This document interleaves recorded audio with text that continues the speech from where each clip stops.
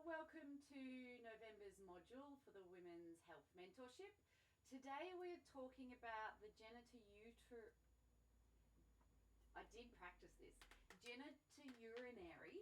syndrome of both menopause and lactation.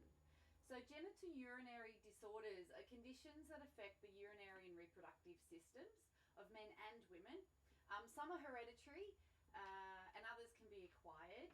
There are many, and they can affect anyone. So some are more common in women, some more common in men, and that's just the way it is. So today we're going to understand the conditions as a broad sort of umbrella group of afflictions in women specifically. We're going to understand the how and why behind why menopausal and lactating women are at higher risk. Lactating is breastfeeding. We're going to go through some of the signs and symptoms of a genitourinary condition or the syndromes itself and talk about what to do when it happens. We're going to gain some training considerations for women living with genitourinary conditions. And we're also going to learn the Menopause Society's lifestyle guidance to reduce incidence and flare-ups of genitourinary conditions. We're also going to meet my client, Lauren. Unfortunately, I don't have any photos of Lauren, but she did suffer months and years of chronic UTIs. So we're just going to talk a little bit about how that impacted her training, how I modified her training. I'm sorry if the sound was bad. I forgot to put my headphones and mic on.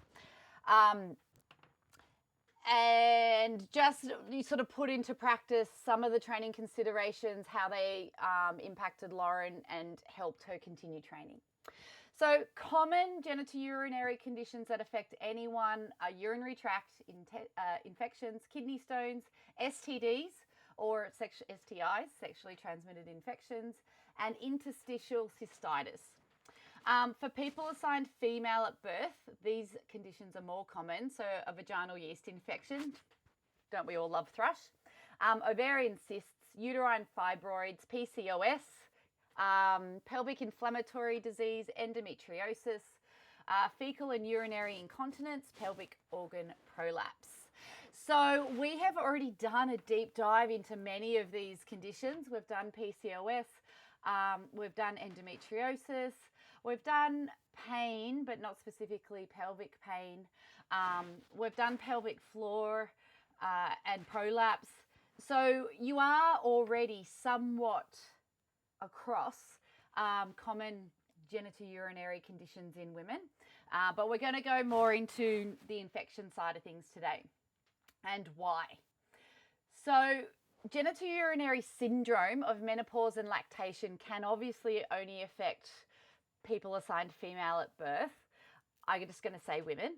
And common symptoms include frequent or urgent urination, leaking or dribbling urine, trouble emptying the bladder completely, pain, burning or discomfort while urinating, pelvic or groin pain, blood in the urine, pain during or after sex, strong or foul smelling urine, and a discharge from the vagina.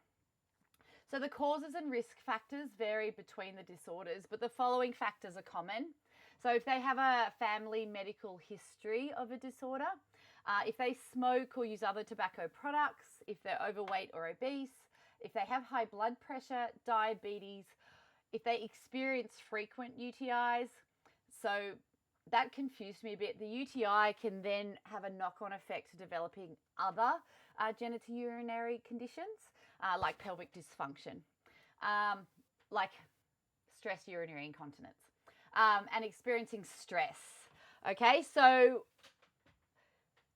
we have to kind of look at chronic, unmitigated stress on par now with a sedentary lifestyle and smoking, because it does affect things like fertility and disease risk, and exercise is another stressor. So when we're training clients, we have to look at the whole picture: lifestyle, diet, the demands of their daily life, both physically, mentally, emotionally, toxic environments, and manage our intensity and what we prescribe for these clients to not add to their burden. So we only add to their burden if they're sleeping well, they're eating well, they're not in a highly stressed state, okay? So if we suspect a client has a genitourinary condition, so not a syndrome, just a condition. So a syndrome is a group of conditions, and that's what we're going to get to in a minute. But menopause and lactation are two pivotal times in a woman's life where they are prone to developing syndromes around the pelvis. Okay, so if we suspect they have a condition, okay, just one, the first step is refer to their GP. The GP will perform the necessary testing and then refer onwards to the appropriate professional. Your client can be treated with lifestyle changes, antibiotics and or antifungals, other medications, or if necessary, surgery. So in the case of fibroids, they just go in and cut them out. These conditions place a significant burden on our healthcare system and on people's quality of life. So 1 in 2 women and 1 in 6 men will experience urinary incontinence. The highest prevalence is in the older ages and in athletes. Overactive bladder, so with or without urinary incontinence, is estimated to affect 1 in 10 women and men worldwide. Neurogenic bladder, so this is like a nerve dysfunction. It comes from traumatic brain injury, concussion, spinal disorders, diabetes, stroke. That can lead to a variety of urinary issues. And in addition to being a possible manifestation of other health conditions, non-cancerous genitourinary conditions can generate or exacerbate coexisting health conditions. So we just mentioned diabetes then. Diabetes, besides constant urinary tract infection, is just a recipe for a really uncomfortable life.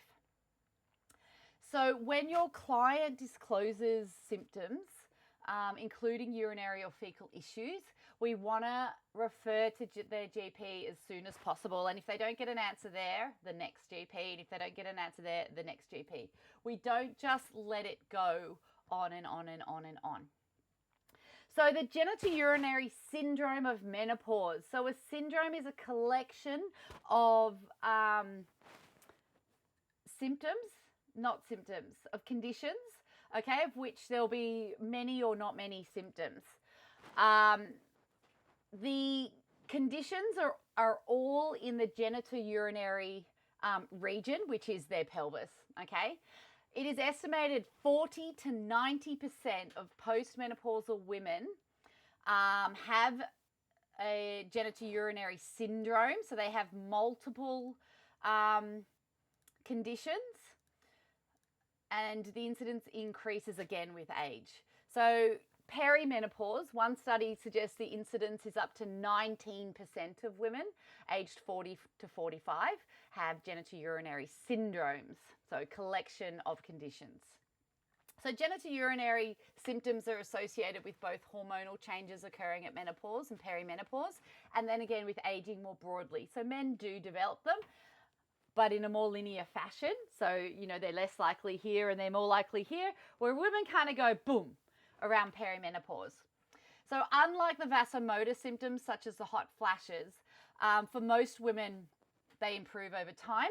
Urogenital symptoms will persist and worsen as women age. And changes in the vaginal and urethral health occur with both natural and surgical menopause. There is stuff we can do, so don't get too caught up in the doom and gloom.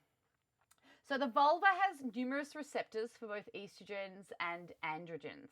And as levels of both fall, the structural and functional changes may occur in the vulval tissues, okay? So underlying collagen support is lost with age because we know estrogen is involved with collagen synthesis. And the consequence of this is the vulval skin can become thinner and paler and more vulnerable to infection. The labia minora and the clitoris may also appear smaller. This is called atrophy. And the pubic hair becomes sparser and coarser. similar to our head on our hair and the hair on our chin. The local glands produce less secretions, leaving the skin drier and more susceptible to local trauma. So you have susceptibility to local trauma plus vulnerability to infection. It just makes developing multiple genitourinary conditions more likely. Doesn't mean they're definitely going to happen. So similar structural changes occur within the vagina. So the vaginal lining or the skin tissue may appear thin, pale, and less corrugated. Obviously, trainers are not looking in people's vaginas. This is like what the doctors are looking for in their screening. The vaginal skin will also be more easily traumatized. So think about penetrative sex. And that can lead to bleeding. The opening that leads to the cervix and uterus narrows, and that happens in conjunction with decreased vaginal lubrication, slower arousal, and then again that can cause painful sex or trauma to the vaginal wall. So during the reproductive years, the glycogen in the vaginal skin cells is converted by bacteria into lactic acid, which maintains an acidic pH. So lower levels of estrogen after menopause cause a fall in glycogen production, and the vaginal pH rises. So this change in pH will be an advantage for different vaginal flora. They were previously present, but in smaller numbers, and now they're allowed to flourish.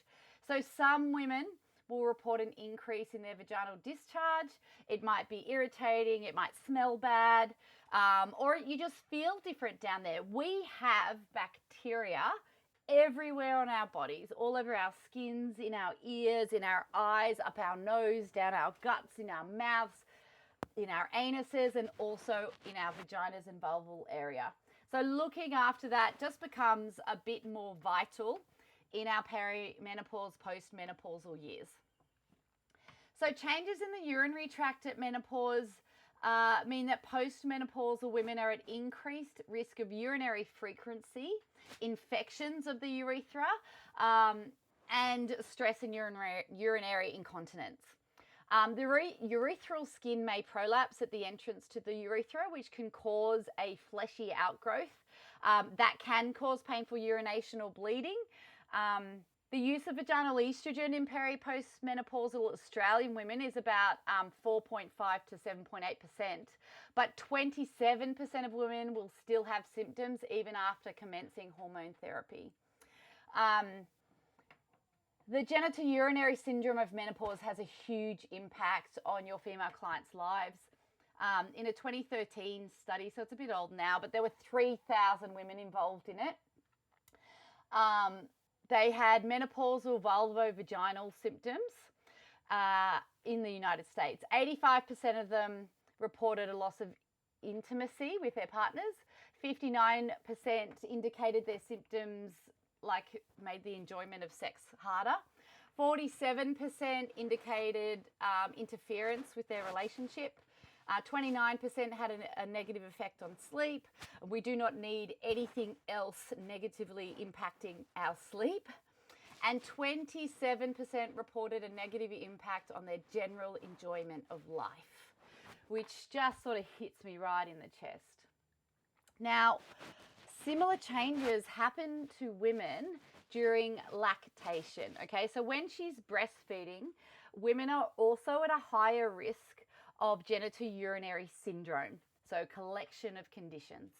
The hormones of the postpartum period also alter a women's tissue elasticity, their vaginal pH, their bacterial balance, and lubrication. So the largest symptom of this population is vaginal atrophy, dryness, and sexual dysfunction.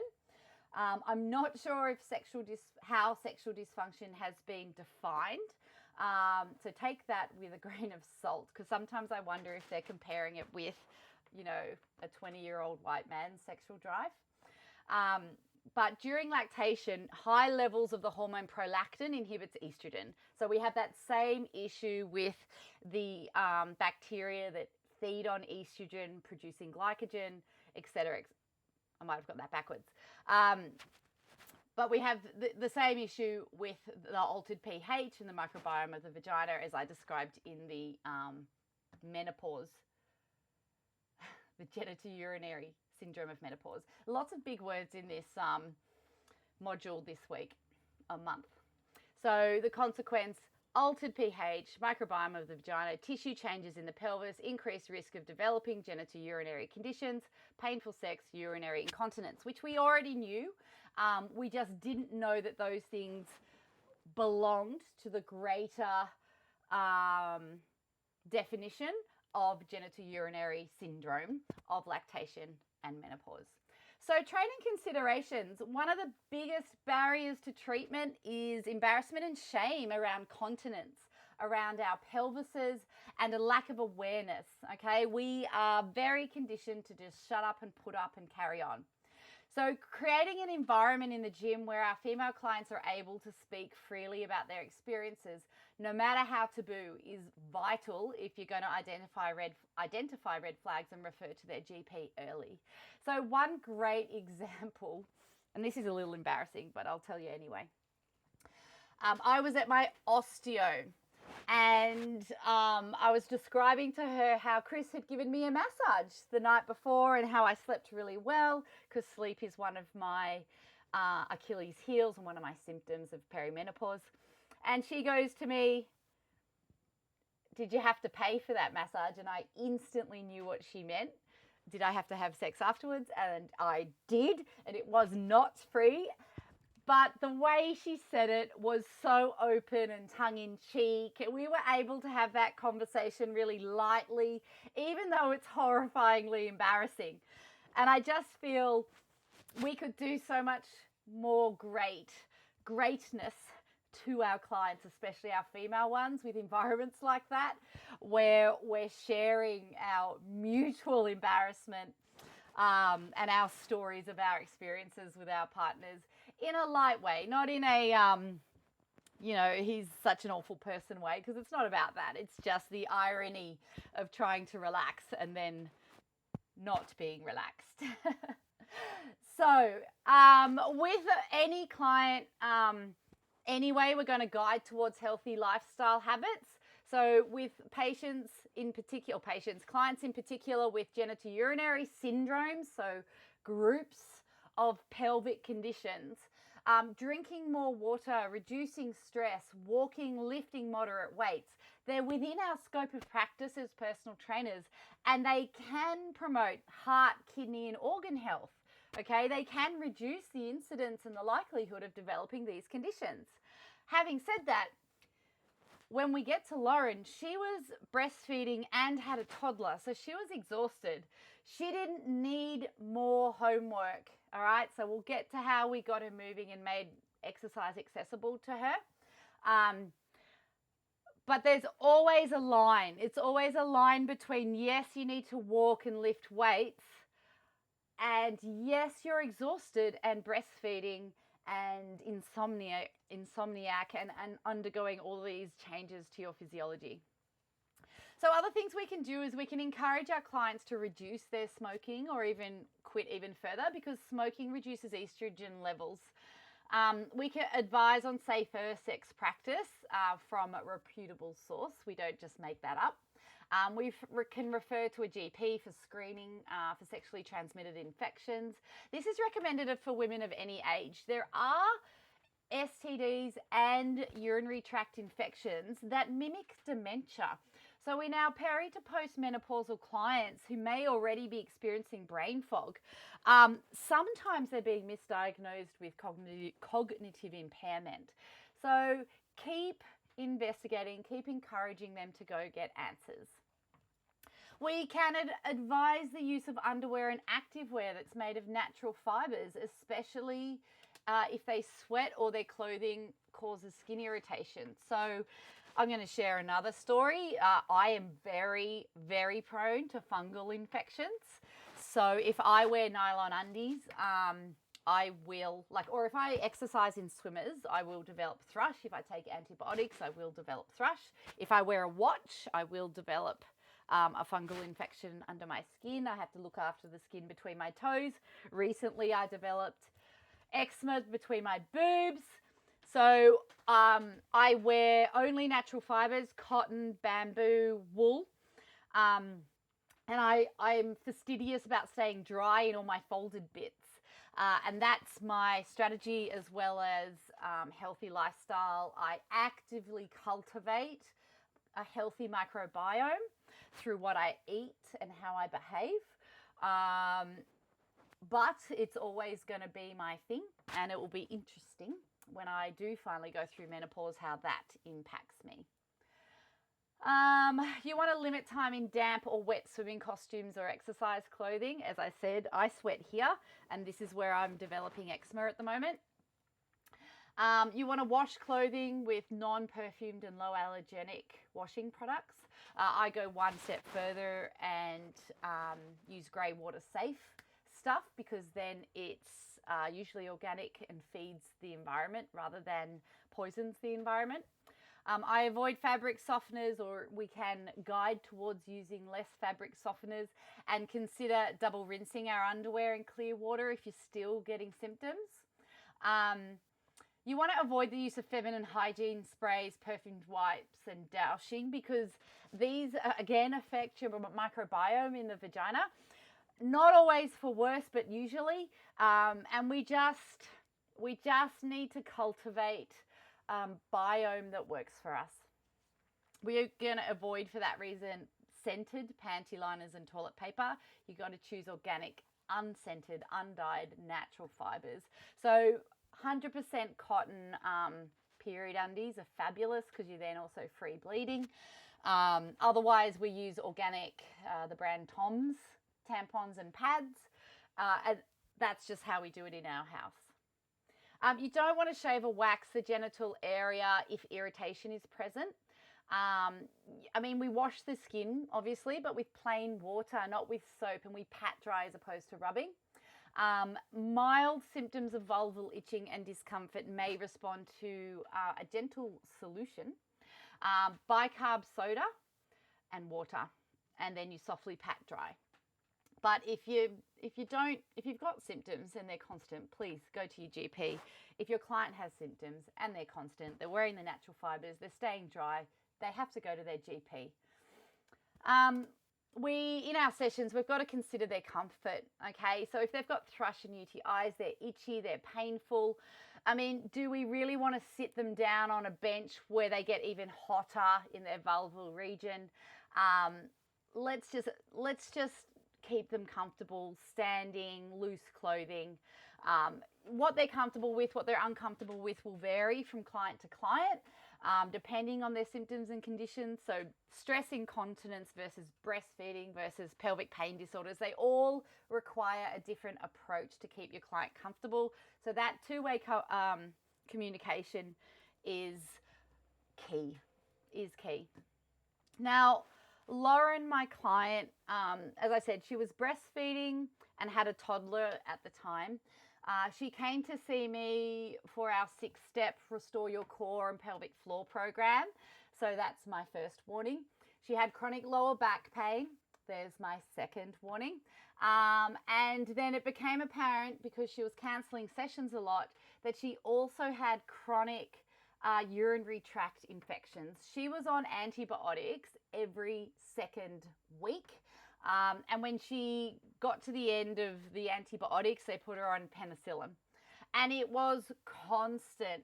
And the issue with Lauren, it meant that she wasn't sleeping well, on top of breastfeeding, on top of looking after a toddler, on top of pushing herself to come to the gym.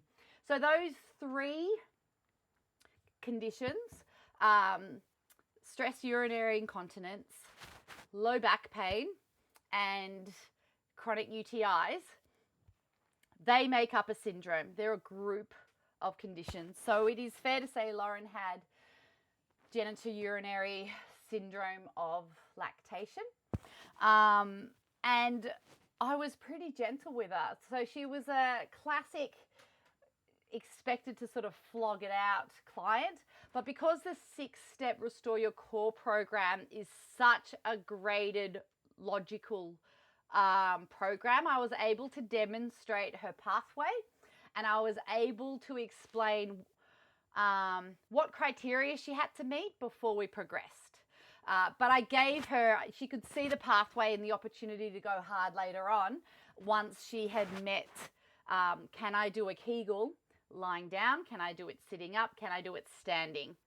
Can I do a Kegel with tension in my fascia?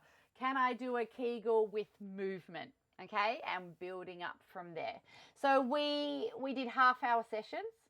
We did a 2-minute meditation and feet elevated relaxation at the end of every session, non-negotiable. And 2 minutes was the bare minimum. I would have liked to have lied her down for half an hour, because as soon as she went down, she went, oh, right? She was just living on cortisol. And the issue with cortisol is it can impact, again, your estrogen production.